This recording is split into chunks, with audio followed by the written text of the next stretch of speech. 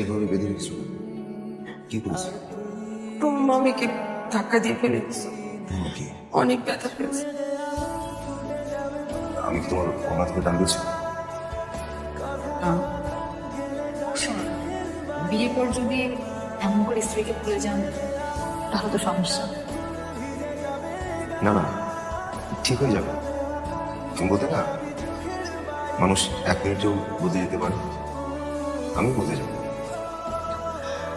আমার বুদ্ধির কাছে কুড়াল চালাস তুই, আমি মাইয়া তোর আমি আজকে শেষ করে ফেলবো।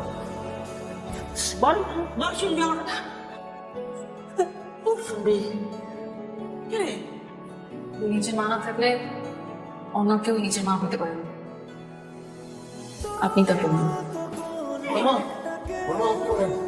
সামনে আমাকে বিয়ে করবে না?